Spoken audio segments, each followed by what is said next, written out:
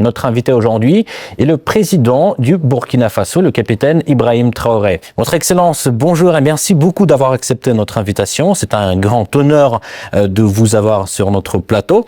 Alors, hier, vous avez assisté au défilé du 9 mai. Quelles sont vos impressions? Alors, bonjour et merci. Donc, nous sommes là, ici en Russie, donc, pour la commémoration du 80e anniversaire donc, de la victoire sur le nazisme. Et comme vous l'avez dit hier, on a assisté donc à la cérémonie, une parade et donc une cérémonie aussi de dépôt de gerbes donc sur la tombe des soldats inconnus. Je pense que c'est très symbolique. Nous avons appris beaucoup de choses au cours donc de ce séjour. Ce n'était pas uniquement une fête, mais c'est une célébration de la victoire d'un nouveau monde. Donc, ça a beaucoup de sens pour nous. Mais la qualité du défilé, qu'est-ce que vous en pensez? Oui, c'est comme je le dis, c'était parfait. Parfait, et ça nous a fait apprendre beaucoup de choses. Et quand on fait défiler les engins qui ont gagné la guerre, c'est-à-dire les T-34 jusqu'aux engins modernes, ça nous montre l'évolution donc technologique de l'armée russe. Et ça nous inspire, nous aussi, à nous mettre au travail pour pouvoir nous développer dans le même sens. Est-ce qu'il y avait certaines choses qui vous ont surpris, par exemple? Surpris, on est toujours surpris quand on voit l'avancée technologique. Et dernièrement, je pense qu'il y a une nouvelle arme qui a fait son apparition dans l'arsenal militaire russe, Oreshnik, qui donc nous avons pu voir passer. Et je pense que ça, c'est très significatif. Quelle est la signification de votre présence en tant que chef d'État africain? Car on sait bien que les Africains ont apporté leur contribution à la victoire des Alliés dans la Seconde Guerre mondiale. Bien sûr, c'est comme je l'ai dit, les Africains et les soldats donc, soviétiques ont contribué beaucoup à libérer le monde du nazisme. Et si le monde n'était pas libéré du nazisme, on ne sait pas ce que ça allait devenir. Et en suivant donc les événements, j'ai vu que la Russie, elle seule, a perdu 1 million de soldats sur le sol européen en combattant. L'Afrique aussi a donné, nos ancêtres ont beaucoup combattu sur le théâtre européen, principalement en France, en Belgique, en Italie, pour libérer le monde du nazisme. Donc c'est une histoire commune que nous partageons. Comment s'est déroulée la rencontre avec le président russe? Alors, pour l'instant, nous avons eu des rencontres brèves. Et dans quelques temps, nous allons avoir un long entretien. Et ça se passe très bien. Et vraiment, c'est très courtois, c'est amical, c'est fraternel. Et c'est tout ce qu'on demande donc en matière donc, de nouvelles coopérations dans ce monde. Mais comment décririez-vous l'état actuel des relations bilatérales? Les relations se portent très bien et je peux dire que depuis 2 ans maintenant, les relations ont très bien commencé. Et nous sommes en train d'approfondir les volets défense-sécurité, mais aussi les volets éducation. Et plus tard, les volets commercial et trucs. Donc nous avons échelonné les différents volets pour qu'on puisse échanger beaucoup, partager beaucoup d'expériences, parce que nous avons beaucoup aussi à apprendre sur le volet éducation de la Russie, notamment dans les sciences. Notamment dans les sciences, mais dans quel domaine en particulier? Oui, il y a beaucoup de domaines dans les sciences, que ce soit les mathématiques, la physique, la chimie. Ce sont des domaines qui nous intéressent beaucoup, tant sur le développement de notre industrie militaire, mais aussi dans le développement commercial de notre pays, le développement économique de notre pays. Donc ce sont des volets que nous allons chercher donc à approfondir pour pouvoir mieux nous structurer. Et pensez-vous qu'il y ait une demande au Burkina pour l'enseignement russe? Bien sûr, il y a beaucoup d'étudiants burkinabés déjà ici en Russie, dans des universités. J'en ai croisé ce matin même. Et j'ai même demandé à ce qu'on augmente le nombre d'étudiants ici, que ce soit à travers des bourses russes ou le Burkina qui va donc payer des bourses pour que ces étudiants viennent. Mais l'objectif pour nous, c'est d'implanter des universités similaires au Burkina. Et comme il y a déjà la maison de la Russie, ça va nous permettre d'aller très vite. D'ailleurs, vous venez de le rappeler, aujourd'hui, vous avez visité l'université russe. Comment s'est déroulée cette visite? Ça s'est très bien déroulé. J'ai eu des échanges fructueux avec le ministre de l'Éducation de la Russie, avec les recteurs et les étudiants, et surtout les étudiants de l'AES qui étudient dans cette université. Et nous avons eu de très bons échanges et on s'est parlé beaucoup de manière scientifique. Voilà. Parlons un tout petit peu de l'économie. Le volume des échanges commerciaux a augmenté de 10 fois en un an. Mais de l'autre côté, ces chiffres-là ne sont pas à la hauteur du dialogue politique. Comment expliquez-vous ce paradoxe? Et surtout, comment booster ces liens dans le domaine du commerce, en fait? Comme je l'ai dit, c'est une nouvelle relation qui commence. Vous savez qu'avec la Russie, depuis les... Pourquoi nouvelle, excusez-moi? Oui, ça recommence, puisqu'il y avait, depuis les années après la mort malheureusement de Sankara, les relations avec la Russie se sont beaucoup estompées. Et là, nous sommes en train de réveiller les relations. L'ambassade s'est installée et les relations commerciales sont aussi au cœur des échanges. Quand je prends, il y a un certain nombre de produits, par exemple burkinabés, qui transitaient par certains pays européens avant d'être vendus en Russie. Aujourd'hui, ces produits sont directement vendus à travers donc, des opérateurs burkinabés et des opérateurs russes. Je parle notamment, quand on prend l'exemple des mangues, les mangues transitaient par des pays européens pour être vendus en Russie. Aujourd'hui, ça se passe directement. Il y a le coton qui va suivre, il y a beaucoup d'autres produits, le sésame et bien d'autres produits agricoles que nous pourrons échanger directement avec la Russie. Donc, ça ne fait que commencer, ça va s'accroître. Tout à fait. En fait, les prévisions économiques indiquent une croissance de 5,6% en 2025. Alors, quels sont les secteurs clés qui soutiennent cette croissance? Alors, il faut dire que jusqu'aujourd'hui au Burkina Faso, c'est l'or qui est le premier produit d'exportation. Mais nous avons lancé le moteur de l'agriculture pour d'abord l'autosuffisance, mais aussi pour le commerce extérieur, l'exportation. Et si vous suivez bien, depuis l'année passée, nous avons lancé l'offensive agricole avec une initiative qui soutient l'offensive. L'objectif, c'est de pouvoir accroître notre production agricole de façon significative, s'autosuffire, mais aussi il y a des produits de rente qu'il faille donc vendre à l'extérieur. Et tout ça doit pouvoir soutenir cette croissance et nous espérons être bien au-dessus de ces chiffres-là. Mais comment se déroulent ces réformes en fait? Il y a beaucoup de choses, ce sont des réformes difficiles, il faut le reconnaître, parce qu'il y a un système qui s'est installé, mais ce n'est pas impossible. Déjà, quand vous regardez notre production céréalière, on a eu une très bonne croissance en 2024. 2025, nous espérons encore faire mieux. Et ce sont des réformes assez courageuses. Quand vous prenez par exemple, je reste toujours dans l'agriculture, nous avons par exemple décidé, à travers l'initiative de l'offensive, de labourer gratuitement les champs de nos paysans. Donc l'année passée on l'a fait, cette année encore, s'il plaît à Dieu au retour, il y a un bon nombre de tracteurs encore qu'on a acquis, qu'on va mettre à la disposition des cellules mécanisées dans les différents départements pour accroître les superficies emblavées. Nous maximisons beaucoup dans la gestion de l'eau, à travers donc une structure qu'on a créée, l'ONBA, pour maîtriser l'eau et pouvoir produire au moins 2-3 fois dans l'année.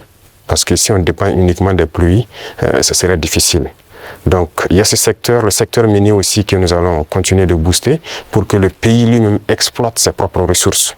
Donc nous avons commencé à acquérir des mines, il y a beaucoup de permis qui sont là, que nous sommes en train de développer. Nos ingénieurs ont pu développer les machines nécessaires pour qu'on puisse exploiter nous-mêmes nos ressources. Donc si on met à profit ces deux secteurs, et compléter avec l'industrialisation, c'est-à-dire la transformation de nos produits sur place, qui va nous empêcher d'exporter brut, ça va beaucoup nous amener à entraîner en tout cas une très bonne croissance. Donc ce sont ces réformes qui sont en cours, l'agriculture, l'industrie et beaucoup de secteurs. Pensez-vous que la Russie puisse apporter son soutien pour la mise en place de ces réformes? Bien sûr, bien sûr. Beaucoup de soutien et rien que la formation technique et professionnelle, c'est déjà une très bonne chose. Si nous payons des industries, il faut bien des gens qui vont les entretenir et les faire marcher.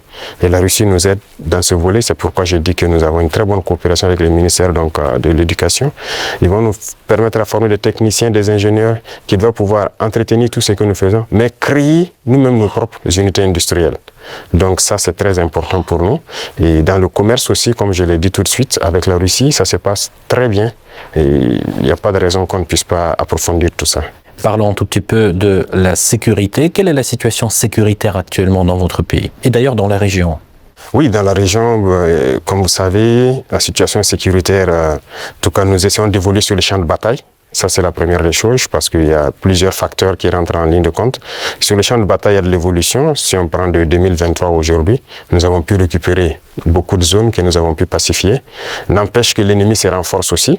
Il y a beaucoup de combattants étrangers qui rejoignent le rang des terroristes. Est-ce que vous pouvez préciser, vous parlez de quoi? Oui, les terroristes, ils sont renforcés par beaucoup de combattants étrangers qui viennent d'ailleurs, qui ne sont pas en fait, quand je prends le cas du Burkina, il y a beaucoup de criminels qui sont au Burkina mais qui ne sont pas burkinabés. Il y a aussi des formateurs qui viennent de beaucoup de pays pour les apprendre beaucoup de techniques. Mais quel est leur intérêt? Mais ce n'est pas du terrorisme en fait, c'est de l'impérialisme. L'objectif pour eux, c'est de nous maintenir dans une guerre permanente, qu'on ne puisse pas se développer et continuer à piller nos richesses. Et donc, ils ont tout intérêt à amener des spécialistes dans les mines pour poser divers types de mines, des spécialistes en explosifs. Aujourd'hui, les terroristes utilisent des drones pour faire le combat et tout. Donc, ce sont des professionnels venus donc, de certains pays qui viennent les apprendre tout ça. Tout ça, c'est pour continuer à nous maintenir dans une situation d'insécurité. Mais nous prenons la mesure de la chose, nous nous adaptons à chaque fois à leur mode d'action et nous continuerons le combat jusqu'à récupérer l'entièreté du Sahel. Y a-t-il des pays concrets qui financent ces combattants? Tous les pays impérialistes financent ces combattants. Voilà, ils sont nombreux. On ne peut pas les citer voilà, individuellement. Il y en a qui sont même cachés, qu'on ne peut pas imaginer. Mais ils sont nombreux. Ils sont nombreux. Il y a ceux qui ne sont pas cachés, qui le déclarent ouvertement. Je parle du récent scandale avec le soutien du terrorisme au Mali. Quel regard portez-vous sur ce qui s'est passé en fait au Mali? Oui, c'est malheureux, ils l'ont déclaré ouvertement, qu'ils soutiennent les terroristes. Et nous avons aussi pu remarquer effectivement, avec un certain nombre de technologies que les terroristes ont pu avoir, que ça vient d'eux. C'est malheureux, c'est très malheureux, mais toujours est-il qu'on ne s'apitoie pas sur notre sort. Et nous avons pris la mesure de la chose, nous allons nous adapter, nous allons les combattre et ils ne pourront pas vaincre. C'est ça le plus important pour nous. Comment se poursuit la coopération humanitaire entre le Burkina Faso et la Russie? Ça se poursuit très bien. Je pense qu'il y a beaucoup d'échanges sur beaucoup de volets. Quand je prends le domaine donc, de la santé, parce qu'on a toujours des déplacés qui sont là. Et quand on dit un camp de déplacés, ça veut dire qu'il y a des situations sanitaires souvent compliquées. Et je pense que les services de santé coopèrent bien pour pouvoir appuyer donc, les services de l'action humanitaire pour pouvoir avancer. Et vous avez suivi en 2023, je pense que la Russie a fait un don de blé au Burkina Faso. C'était uniquement donc destiné donc aux personnes déplacées. Mais nous avons fait la promesse au président Poutine que nous ne souhaitons plus voilà, être ravitaillés en blé parce que nous allons produire le blé. Et je tiens cette promesse parce que nous avons commencé à produire notre blé en quantité pour satisfaire. Donc ce qui veut dire que la coopération sur ce volet-là nous amène nous-mêmes à nous développer, à booster beaucoup de choses pour pouvoir combler les vides. Face aux tensions géopolitiques actuelles, notamment la guerre tarifaire entre les États-Unis et la Chine, comment le Burkina Faso adapte-t-il sa stratégie économique et diplomatique? Alors, ce monde est en perpétuelle mutation. C'est de la folie, souvent, les choses qu'on voit. Et il faut rester aux aguets et pouvoir s'adapter à tout moment. Et ça, c'est très important parce que nous suivons l'actualité. Il y a une bataille économique un peu partout. Mais a priori, nous commerçons avec la Chine sans problème. Nous achetons beaucoup de choses de la Chine et les Chinois aussi achètent beaucoup de choses chez nous. Il y a des entreprises chinoises qui s'installent chez nous, malgré le fait que les gens ont essayé de dénigrer le Burkina Faso. C'est pareil avec la Russie actuellement. Donc tous les pays qui se battent aujourd'hui pour leur indépendance économique, nous essayons de collaborer mieux avec ces pays. Parce que c'est une forme d'oppression de l'impérialisme. Il y a lieu que ceux qui sont opprimés s'unissent pour faire face à cette hégémonie-là. Donc, a priori, on s'adapte à toute cette situation. Monsieur le Président, quel regard portez-vous sur la récente détérioration des relations avec l'Algérie? Alors, vous avez suivi les événements et je pense que tout le monde comprend comment ça fonctionne. Nous sommes au regret de voir l'incident qui est arrivé à la frontière donc, algérienne avec le drone qu'ils ont abattu. Il faut le dire clairement, c'est pas amical. C'est pas amical parce que aucun appareil, on n'abat pas un appareil volant comme ça. Lorsque tout le monde connaît le protocole. Donc il n'y a pas à se voiler la face. Si un appareil traverse votre frontière, même s'il rentre sur votre pays, on l'identifie. Les radars permettent de l'identifier. Et on sait, il appartient à quel pays. Et il y a les relations diplomatiques pour ça. On contacte l'ambassade et il y a des attachés de défense, il y a beaucoup de mécanismes. On les contacte et ils peuvent confirmer si c'est leur appareil ou pas, s'il est sur le territoire par, voilà, peut-être qu'il a besoin d'aide ou bien il a perdu voilà, l'orientation et tout ça. Parce qu'un appareil peut être en l'air, il peut avoir des problèmes avec la météo, il est obligé de se cacher derrière les nuages, ça arrive très souvent dans nos pays. Donc un appareil rentre, on les demande, ils disent non, il y a beaucoup de couverture nuageuse, mais il y a en tout cas un phénomène météorologique qui l'amène à venir passer. Il peut avoir un problème technique, il peut demander de l'aide pour qu'on le guide à ce qu'il atterrisse. Donc il y a tellement de facteurs qui peuvent faire qu'un appareil se retrouve dans un espace aérien. On n'abat pas un appareil systématiquement. Le cas est arrivé avec nous. On a souvent vu un appareil américain qui est rentré sur notre territoire, qui faisait donc des reconnaissances et tout. On n'a pas abattu l'appareil. On a pris le soin de contacter l'ambassade américaine, qui ont pris quelques minutes, ils nous ont confirmé que c'est leur appareil et ils ont dégagé l'espace. Donc, on n'abat pas un appareil systématiquement. Donc, c'est un acte délibéré, inamical d'abattre l'appareil et c'est regrettable. Mais si je comprends bien, vous ne fermez pas la porte au dialogue quand même. Non. Il faut que les dirigeants comprennent que nous n'avons pas le choix que de nous unir face à cette situation de soi-disant terrorisme. Parce que c'est un phénomène assez complexe. Et je vous dis que le Burkina était assis dans les années 2012 à regarder le Mali. Et on était, le régime qui était en place était ami avec ces gens-là. Certains vivaient même à Ouagadougou. IAG a vécu à Ouagadougou. C'est la réalité. Mais qu'est-ce qui se passe aujourd'hui? Ils sont retournés contre nous. Ce ne sont pas des gens libres. Ils sont manipulés par les impérialistes et les ordres qu'on les donne, ils donnent à leurs criminels sur le terrain, ils le font. Donc, il faut que chacun comprenne qu'on doit s'unir pour faire face. Il n'y a pas de négociation possible avec ces gens-là. Justement, parlons de cette unité, plutôt cette intégration qui se déroule actuellement au sein de l'AES. Où en est-on actuellement? Ça se passe bien, ça évolue. Nous sommes donc dans la Confédération et comme je dis, il y a beaucoup de choses à mettre en place. Voilà. Et il ne faut pas chercher à aller tellement vite et ne pas bien faire. Donc, nous sommes en train d'aller de manière progressive. Il y a beaucoup de structures à mettre en place. Il y a beaucoup de volets à mettre à niveau dans les 3 pays. Parce que vous n'êtes pas sans savoir que sur le point de vue économique, on n'est pas au même niveau. Sur le point de vue militaire, il y a beaucoup de volets. Il faut essayer d'équilibrer. Et donc, ça nécessite la mise en place de beaucoup de structures, beaucoup de rencontres. Et la libre circulation, ça nécessite un certain nombre de paramètres à mettre ensemble. Vous avez dû voir qu'on a fait un gros travail pour aboutir à un document unique de sécurité pour les voyages et tout. Donc, c'est évolutif. Donc, ça se passe très bien. Justement, j'avais une question sur le volet économique. La création de la devise propre à l'AES est-elle toujours à l'ordre du jour? Oui, c'est à l'ordre du jour, forcément. Et donc, le processus continue. Il y a beaucoup de choses, comme dirais-je, beaucoup de billes à caler avant d'y arriver. Mais c'est forcément à l'ordre du jour. Si on parle de souveraineté, forcément, on a besoin de cette souveraineté-là. Voilà, donc c'est impératif. Peut-on s'attendre à l'élargissement de l'AES? Oui, dans le futur. Mais pour l'instant, comme j'ai dit, nous devons harmoniser nous-mêmes beaucoup de choses, mettre en place vraiment les bases, parce qu'il y aura beaucoup de protocoles additionnels, si vous voulez constater, pour harmoniser nos politiques, que ce soit les politiques diplomatiques, économiques, voilà. Il y a beaucoup de politiques à harmoniser avant de permettre à ce que quelqu'un puisse s'ajouter. Mais y a-t-il déjà des pays qui s'intéressent à votre format? Oui, des pays s'intéressent. Voilà. Ils pourront être peut-être, je ne sais pas, pour l'instant le président de la fédération c'est le président malien, il pourra donner son avis sur la question, mais il y a des pays qui s'intéressent, oui. Comment vous expliquez la baisse de l'influence française dans la région? Pas uniquement dans le Sahel, mais aussi dans l'Afrique de l'Ouest par exemple. Je pense que c'est eux-mêmes qui ont contribué à baisser leur influence, parce qu'ils ont une conception paternaliste de nos relations. Et vous voyez, quand vous prenez tout de suite tout ce qu'on fait, tout ce qu'on prend comme initiative, eh bien, c'est la Russie.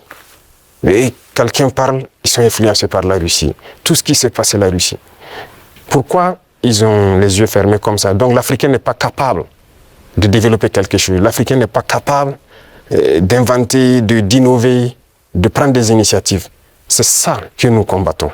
Et tant qu'ils vont continuer de voir l'Africain comme ça, comme un sous-homme qui n'est pas capable de réfléchir, qui n'est pas capable d'innover, capable d'inventer, on ne pourra jamais être amis.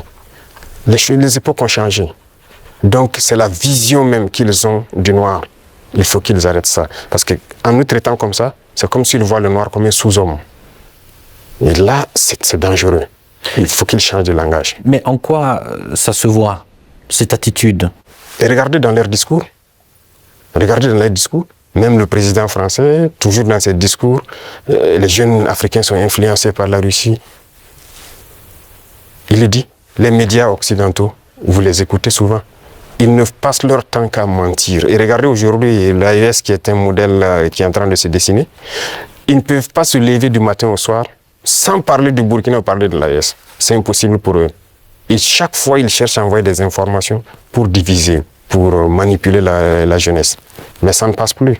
Je pense que les gens sont assez conscients, les gens ont l'œil ouvert. Et vous tous, vous êtes victimes de ces gens-là, la communication. Ce qu'ils font, ce qu'ils disent sur la Russie et tout, on le sait. Jusqu'aujourd'hui, il y a des jeunes Africains qui ont les yeux toujours fermés, qui croient à leurs mensonges. Le récit de la Seconde Guerre mondiale. J'écoutais la dernière fois, quelqu'un disait que à la fin de la guerre, dans les 10 années qui ont suivi, si on demandait en Europe qui a gagné la guerre, les gens disaient c'est la Russie. Mais aujourd'hui, si vous demandez en Europe qui a gagné la guerre, ils vont dire que ce sont les Occidentaux. Par la communication, ils ont réussi à renverser l'histoire. Et l'histoire africaine aussi, ils ont tout manigancé pour faire passer les mensonges. Et ça fait que les jeunes Africains, certains ne connaissent même pas l'histoire de l'Afrique. Qu'est-ce que l'Afrique a fait? Certains ne savent même pas que nos grands-parents ont combattu, ont été mis à l'avant comme chair à canon. Et au retour, ils les ont tués comme des animaux. Est-ce que les gens savent que quand la France expérimentait sa première bombe atomique, ce sont des soldats noirs qu'ils ont mis à côté dans le rayon létal pour voir l'effet que ça fait? Sortons les archives. Tout ce qu'ils ont utilisé contre l'Afrique, c'est terrible. Donc il y a tout ça qu'il faut communiquer pour que les jeunes Africains comprennent, parce qu'il y a beaucoup encore endormis qui continuent de communiquer pour les impérialistes. Ce qu'ils leur disent de dire, ils le font. Peut-être parce que, voilà, ils leur donnent quelque chose, je ne sais pas. Mais l'Africain doit comprendre son histoire, se réveiller. Et donc c'est notre combat aussi comme ça. Quel est le rôle des médias dans ce combat, selon vous? Médias indépendants? De chez nous, vous voulez dire? Les médias devraient beaucoup participer à nous aider. Mais vous voyez que nos médias, même, il y a certains médias qui sont des médias impérialistes. Ils ne sont assis que lorsque les médias européens, lorsqu'ils disent quelque chose, et ils reprennent. Et ils accentuent. Il y a plein de médias dans nos pays qui combattent même les régimes comme notre régime. Et ils passent leur temps aussi à raconter les mêmes balivernes que les médias occidentaux racontent. Mais c'est honteux. Si des Africains se comportent comme ça, c'est très honteux. J'imagine qu'il doit avoir honte de se regarder à la glace le soir. Si tu es payé pour raconter des mensonges sur le noir, c'est très grave. Donc, on est en train de conscientiser. Au Burkina Faso, si vous voyez, actuellement, beaucoup de médias accompagnent la dynamique, participent à conscientiser la jeunesse à travers des débats et tout. Donc, c'est ce que nous souhaitons vraiment pour les médias. Pensez-vous que notre média puisse aussi jouer son rôle dans ce combat? Bien sûr, beaucoup. Il faut jouer un rôle très important parce que, vous savez, je l'ai dit en 2023 à Saint-Pétersbourg et je le répète encore aujourd'hui, la Russie a contribué à sauver le monde. L'Afrique a contribué à sauver le monde. Il faut le dire. Il faut que les jeunes le comprennent. Que tout ce qui se raconte dans les films Hollywood, c'est faux. Ce n'est que du mensonge. C'est la même chose. La guerre du Vietnam. Aujourd'hui, on voit, l'histoire est tronquée. Mais il faut communiquer. Vous voyez, moi, ils n'aiment pas que je parle. On trouve que je parle trop et tout. Pour que je me taise, pour qu'eux, ils parlent et que leur version passe. Non. Moi, mon plus grand regret, c'est d'avoir passé une bonne partie de ma jeunesse à écouter des radios comme RFI, France 24. J'ai été dans des pays où ces radios étaient fermées. Mais on prenait des applications, on enregistre leur journal pour écouter. Mais à partir d'un moment, il y a un déclic. Et je commence à comprendre qu'ils conditionnent nos cerveaux pour accepter ce qu'eux veulent. C'est leur narratif qu'ils veulent qu'on apprenne. Et depuis ce temps, moi je commence à faire la part des choses et j'ai compris que c'est très dangereux ce qu'ils font. Et aujourd'hui, plus que jamais, je me rends compte qu'ils ont conditionné l'esprit, surtout des Africains. Donc vous pouvez participer beaucoup à éveiller les consciences de la jeunesse pour que les gens comprennent comment fonctionne le monde et ne pas se laisser embarquer par ces gens-là. Ma toute dernière question, juste pour conclure sur une note positive, quelles sont les perspectives des relations entre la Russie et le Burkina Faso selon vous? Beaucoup de perspectives à venir. Et comme je l'ai dit, avec la parade que j'ai vue, je pense qu'il y a une très bonne coopération. Parce que c'est bien, actuellement nous payons du matériel, mais il faut qu'on développe l'industrie militaire par exemple. Et la Russie peut contribuer beaucoup. Et vous savez que la Russie, il y a beaucoup de scientifiques, de savants, qui sont russes. La preuve, on vient de quitter dans l'université de Mendeleïev. Ils peuvent nous accompagner beaucoup dans la formation pour aussi prévaloir, parce que chez nous, nous avons des jeunes talents, des génies qui arrivent à créer des choses, mais il leur manque l'apport mathématique, la science pour pouvoir améliorer ce qu'ils font. Et donc la Russie peut nous aider beaucoup dans ce domaine. Ça va nous aider sur le volet militaire, sur le volet industriel, parce que ce sont les machines qui font marcher le monde. Et aujourd'hui, la technologie qui est là, que ce soit l'informatique et les réseaux, la télécommunication et tout, sur ce volet, la Russie est en train de beaucoup collaborer. Donc à l'avenir, toutes ces perspectives sont donc mises à l'ordre du jour pour que nous puissions donc voilà, arriver à un objectif certain que nous souhaitons. Votre Excellence, merci beaucoup pour cet échange très intéressant et très enrichissant. Je rappelle, c'était le président du Burkina Faso, le capitaine Ibrahim Traoré. Merci encore. Merci à vous.